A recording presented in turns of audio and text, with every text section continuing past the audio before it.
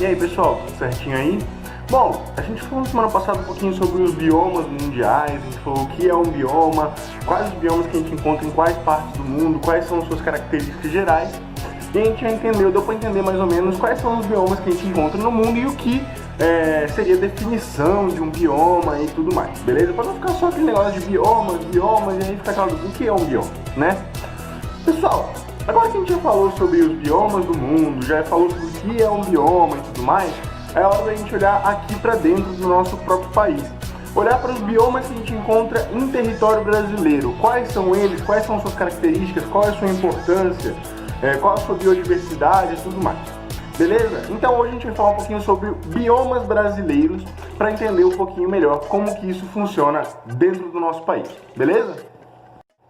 Pessoal, esse mapinha aqui, ó, que está aparecendo na sua tela agora, é um mapa do Brasil tematizado com todos os biomas que a gente encontra. Esses biomas eles são definidos pelo IBGE, Instituto Brasileiro de Geografia e Estatística, e eles seguem aquela caracterização de bioma que a gente falou na semana passada, ou seja, ter ali uma fisionomia vegetal e condições climáticas parecidas.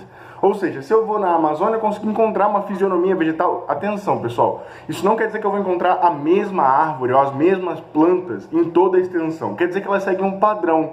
Ou seja, por exemplo, na Amazônia, árvores altas, latifoliadas, as folhas bem largas.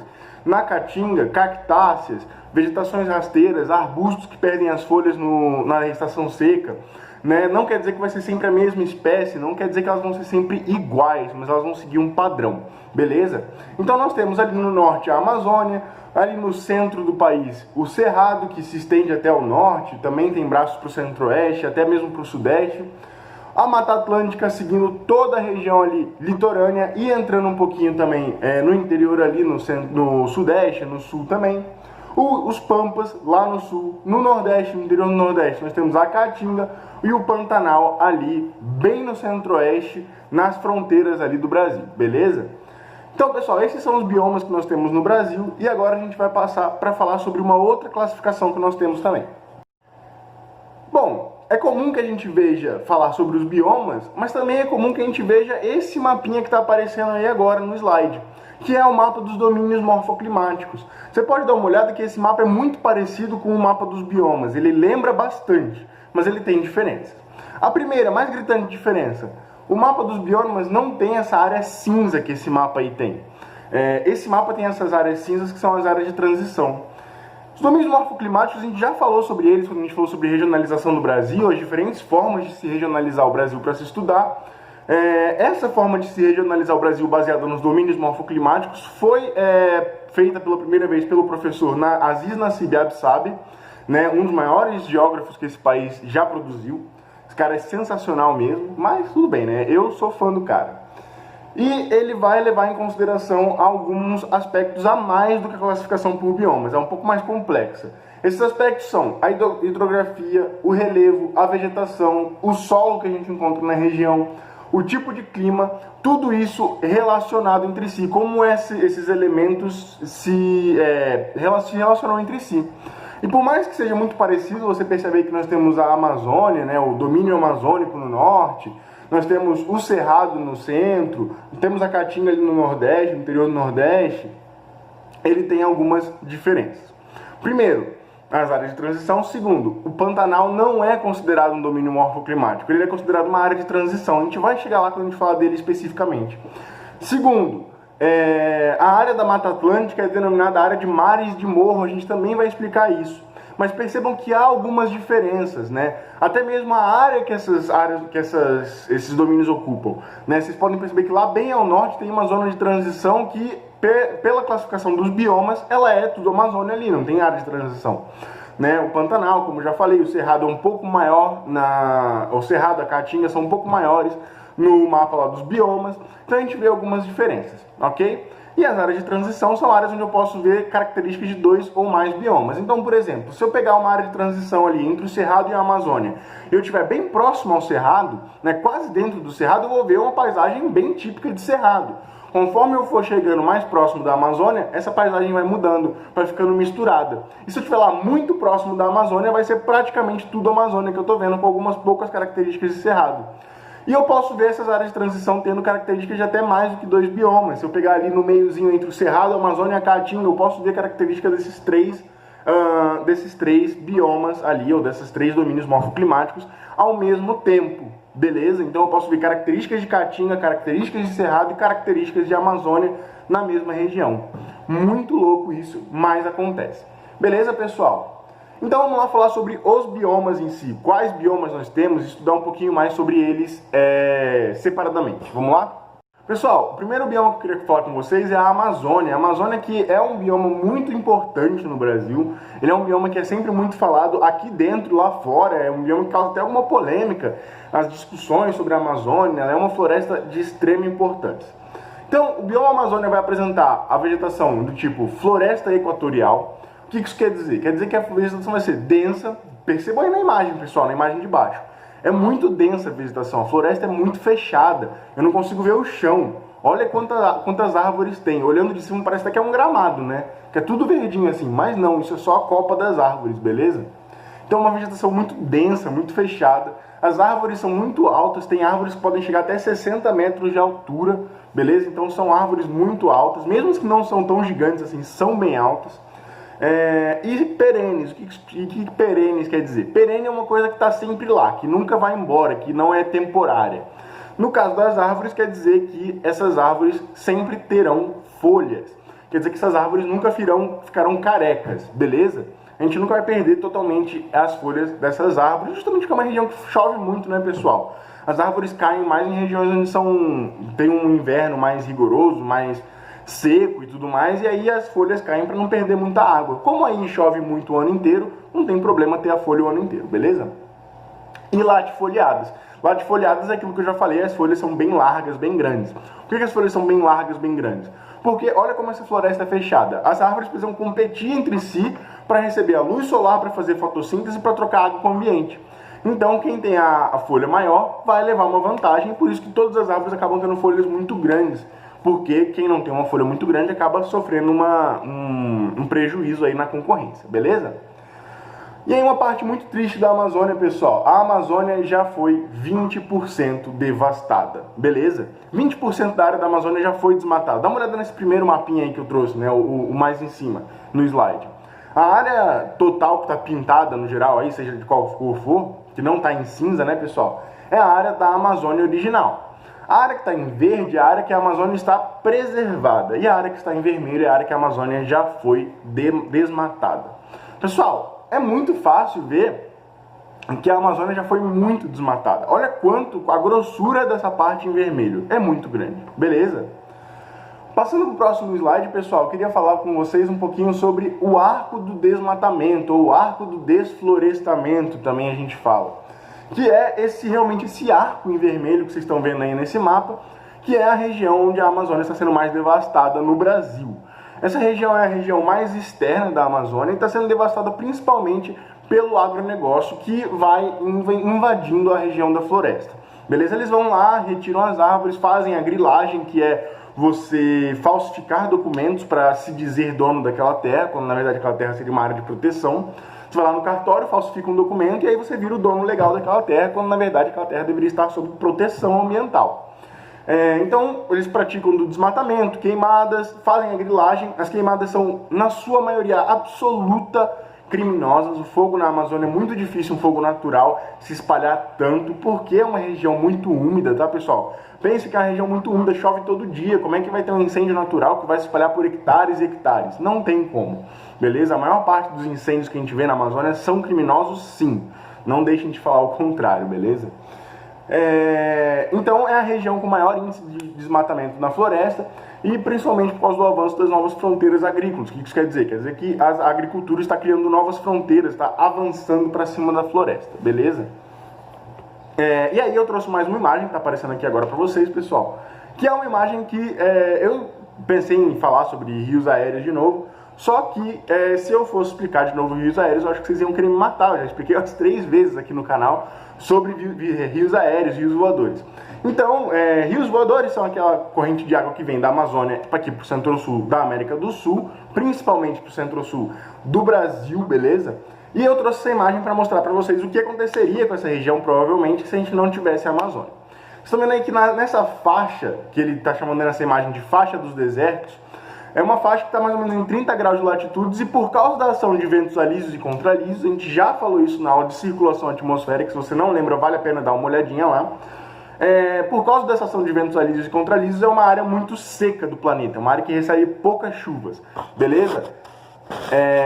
Então, pessoal, eu tive um probleminha com o celular, deu uma caída, mas já voltou.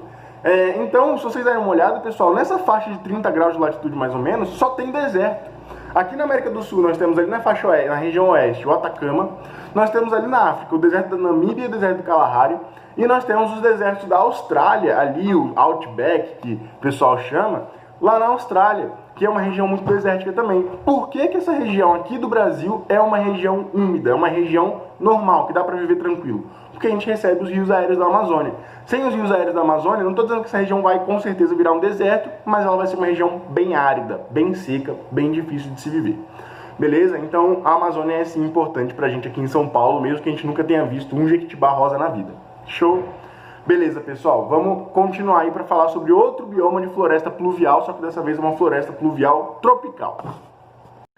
Esse que talvez, na minha opinião, é o bioma de história mais triste do nosso planeta, né? Nosso planeta não, né? Foi um pouco exagerado aí, mas no nosso país com certeza, que é a Mata Atlântica. É uma floresta pluvial, ou seja, uma floresta úmida que recebe bastante chuva, que tem chuva o ano inteiro, tropical. Qual a diferença? Que aqui na Mata Atlântica nós vivemos sob o clima tropical, e lá na floresta amazônica o clima é o equatorial, beleza?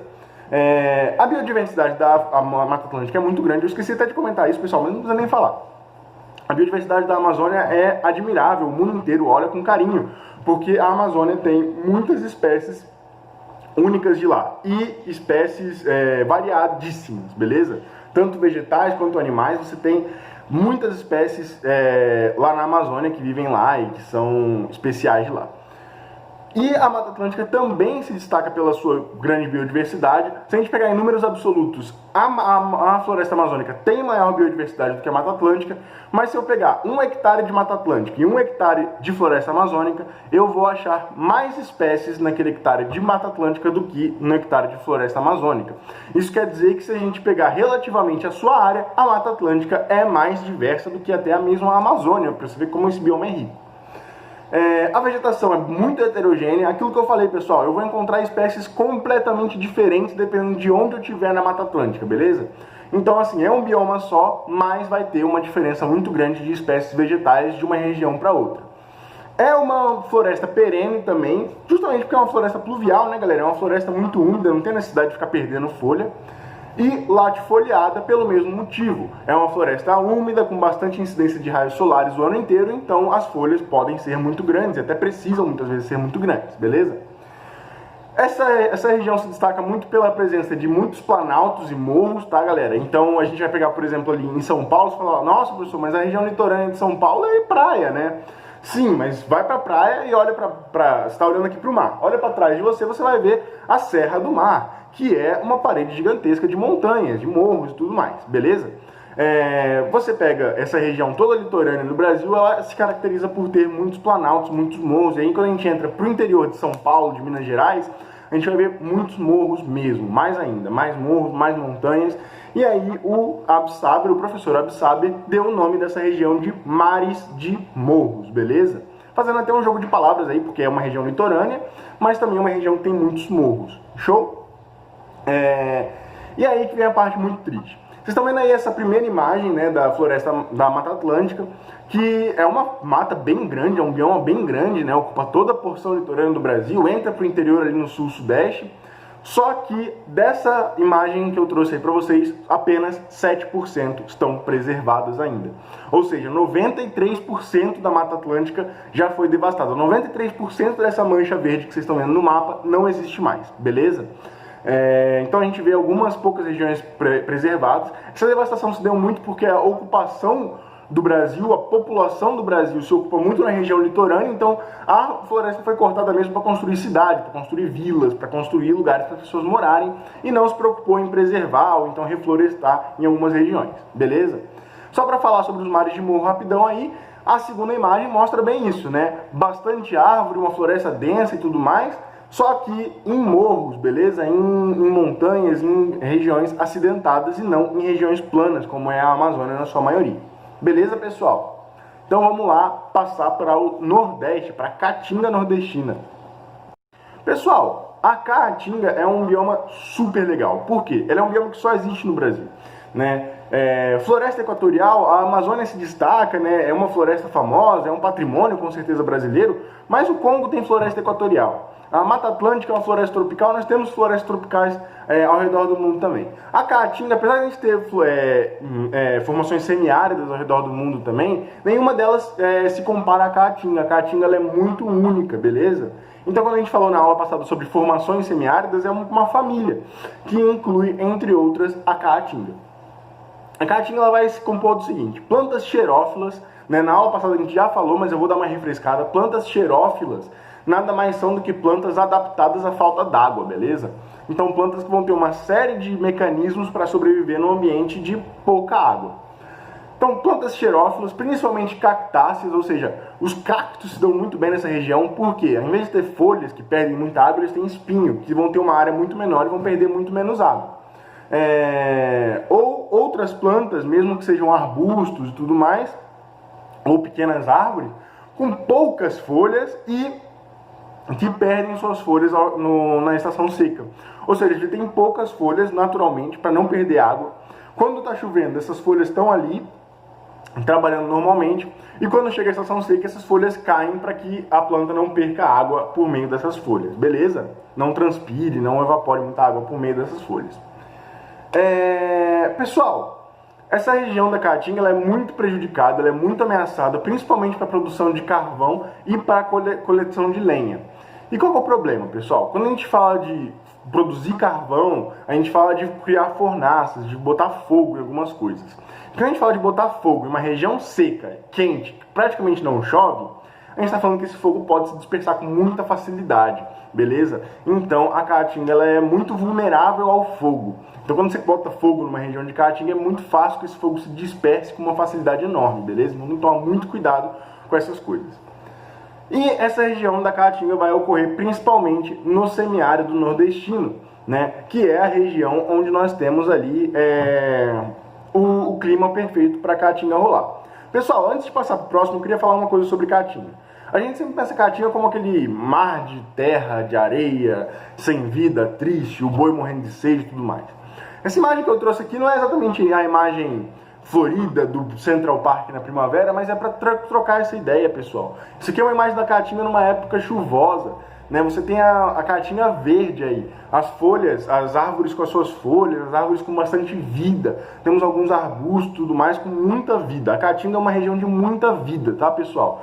Tem dificuldades porque é uma região semiárida, mas é uma região riquíssima também, ok? Então não vamos ficar com preconceito, tipo, é só deserto lá. Primeiro que nem chega perto de um deserto, e segundo que é uma região muito rica, que tem muita vida também.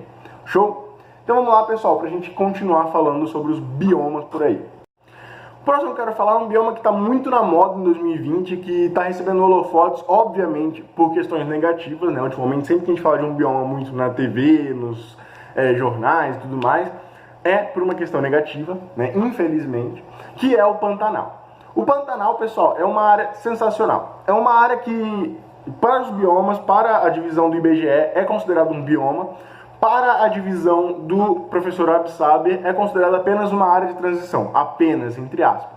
Porque é uma área de transição muito especial, que fica ali entre floresta amazônica, cerrado e mata atlântica, ou seja, entre as duas maiores florestas pluviais do Brasil e o cerrado, que é um bioma extremamente rico brasileiro também, a gente vai chegar nele já já.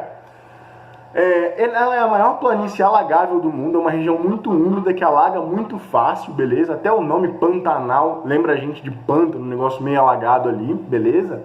E é uma região que está muito ameaçada ultimamente. Ameaçada por quê? Por queimadas, principalmente incêndios gigantescos, desmatamento e aproveitamento para essa região para agropecuária e a pesca desenfreada. Uma região muito alagada, uma região muito rica em vida submersa, beleza? Em vida de peixe e tudo mais. Então a pesca desenfreada, a pesca predatória acaba ameaçando a biodiversidade dessa região. Pode falar, nossa professor, mas o Pantanal está tão longe do mar, né? Olha ali o mapa, está muito longe. Mas é uma região de uma vida submersa, de uma vida aquática muito rica, beleza?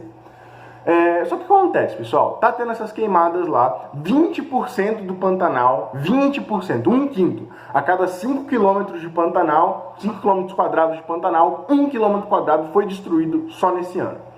Só nesse ano, um quinto do bioma foi destruído, beleza, pessoal? Principalmente por incêndios.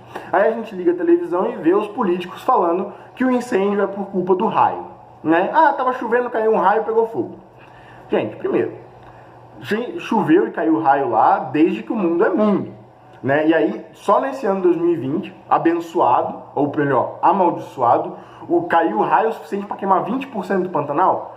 Isso não faz sentido. Sozinho já é ilógico, né?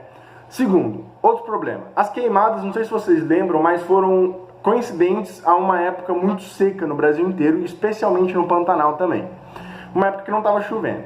Alguém aqui já viu raio em época de seca? O céu tá azulzinho, não tá caindo uma gota do céu, não tem uma nuvem, tá caindo raio? Isso não existe. Então, não tem como ter sido raio que tocou fogo no Pantanal. Terceiro, enquanto você tem, tá lá, tempestade, cai um raio, bota fogo, a própria tempestade, a própria chuva que tá caindo vai controlar aquele fogo. Então os fogos naturais, os focos de incêndio naturais no Pantanal, ou na Amazônia, ou na Mata Atlântica, causados por raio, acontecem, é verdade. Só que eles são controlados pela própria chuva, na maioria das vezes, beleza?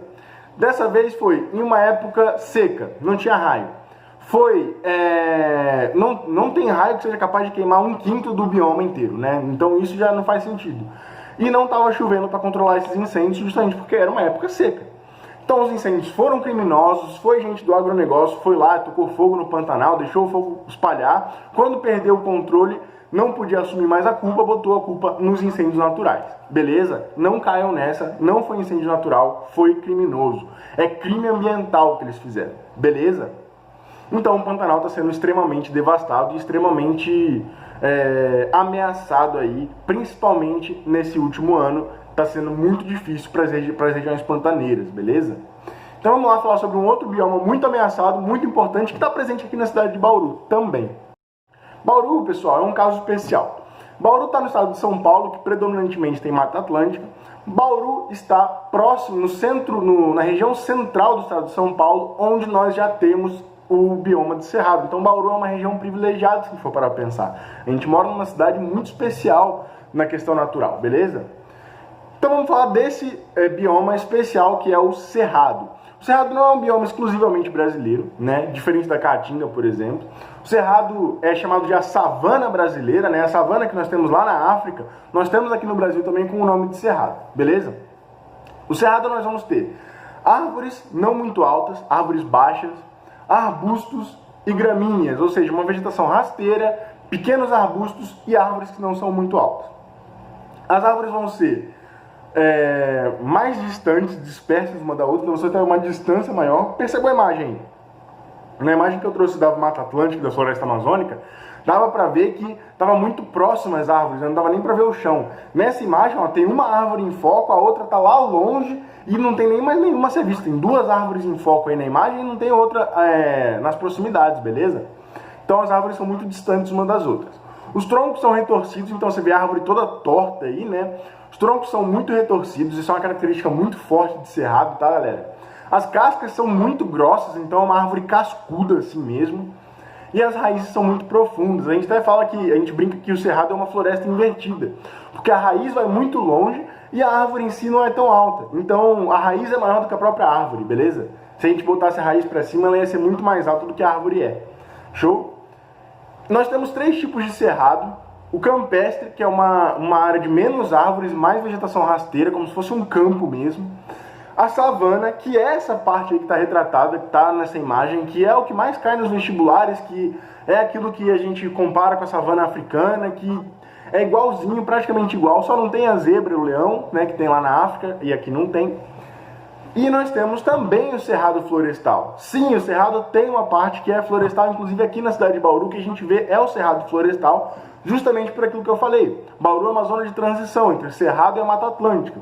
Então a gente vai perceber o cerrado aqui, mas o cerrado com características de floresta. As árvores vão ser cascudas, as árvores vão estar mais distantes, mas nós vamos ter mais árvores, como se fosse uma florestinha mesmo, beleza?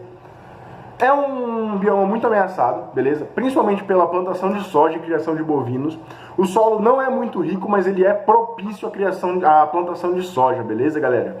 E como nós podemos ver aí na imagem, nós temos vastas áreas campais, assim, sem muitas árvores, só com gramíneas, o que é muito bom para o gado se alimentar, para fazer pastos, beleza? Então ele é muito ameaçado da destruição do cerrado para a plantação de soja e criação de gado. Principalmente, tá, pessoal? Não que não tenha outras atividades que devastam o cerrado. E os incêndios criminosos. O cerrado tem o mesmo problema da caatinga em menores proporções. O cerrado tem uma estação que é bastante chuvosa e uma estação que é bastante seca. E na estação bastante seca, os fogos se espalham com muita facilidade. Os incêndios se alastram muito fácil. Então, se não tiver um controle muito grande, esses fogos podem comer áreas gigantescas do cerrado, beleza? Então isso é muito preocupante. Inclusive, essa característica do cerrado ser mais seco, uma época do ano, é o que faz as cascas serem mais grossas para evitar a árvore de perder água e as raízes serem mais profundas, que em certas épocas do ano, a raiz tem que ir lá embaixo para pegar água do lençol freático, porque não vai ter água em nenhum lugar do solo a mais, beleza?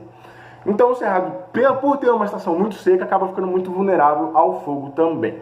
Aí, um fato triste, apenas 20% do cerrado está intacto, ou seja, a cada 5 hectares de cerrado que nós temos, apenas um ainda existe. Nós tínhamos originalmente apenas um ainda existe intacto, sem sofrer aí alterações, beleza?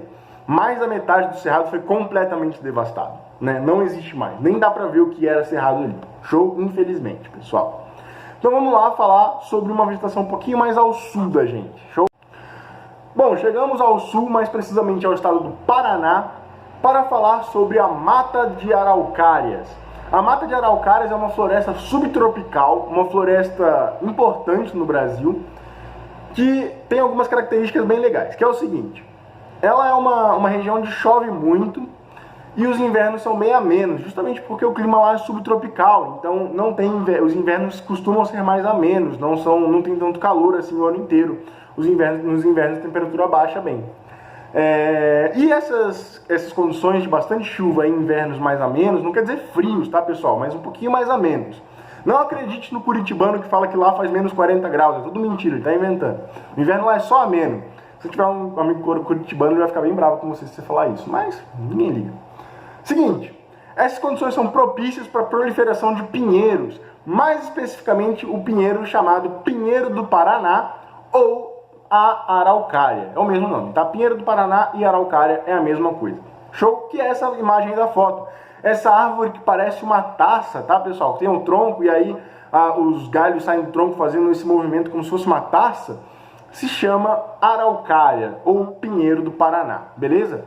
É muito presente, obviamente, no Paraná, mas também em algumas regiões que vão ter invernos amenos e clima chuvoso, como por exemplo, Campos do Jordão, que tem uma característica mais de altitude, como por exemplo outras regiões que nós vamos ter de maior altitude no Brasil, beleza? Como o Brasil não tem aquele frio de altitude gigantesco, porque não tem altitudes muito grandes, as regiões mais altas do Brasil vão ter no máximo frios amenos, invernos amenos, propícios para a proliferação dessas araucárias, beleza?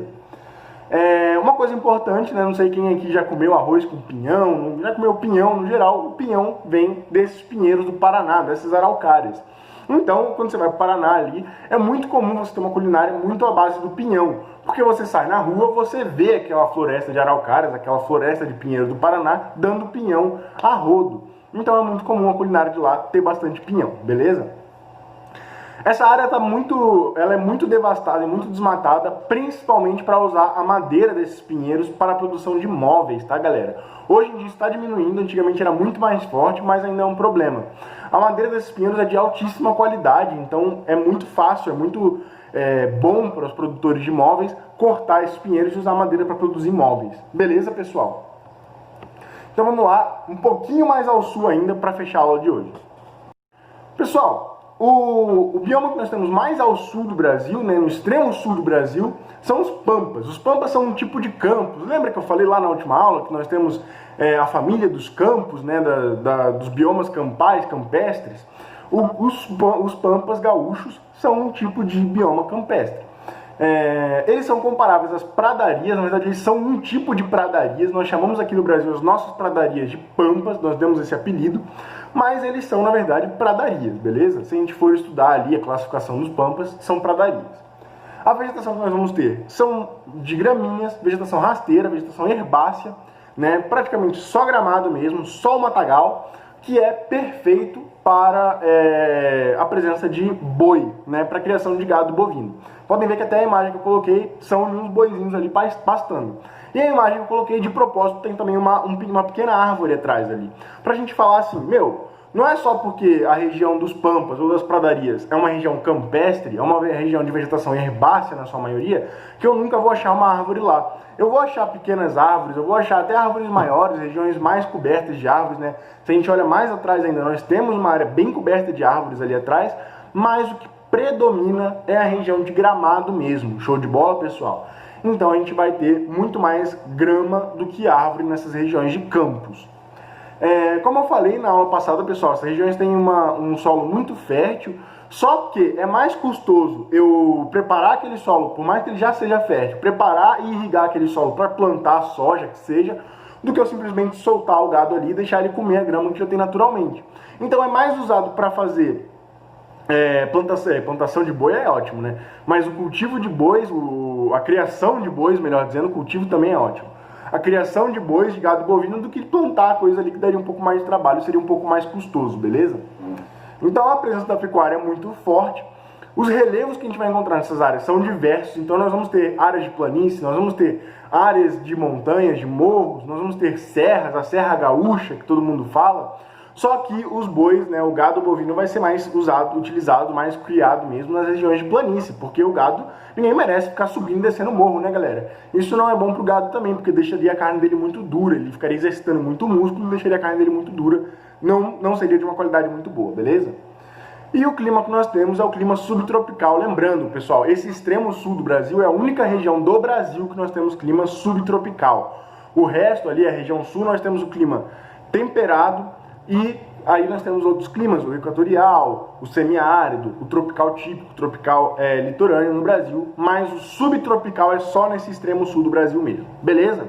Galerinha, espero que tenha sido útil essa aula para vocês, espero que vocês tenham conseguido aprender um pouquinho mais sobre os biomas brasileiros. Qualquer dúvida pode deixar aqui nos comentários, pode me procurar lá no Facebook, entre em contato de qualquer forma, faz um sinal de fumaça, o importante é a gente se comunicar, beleza?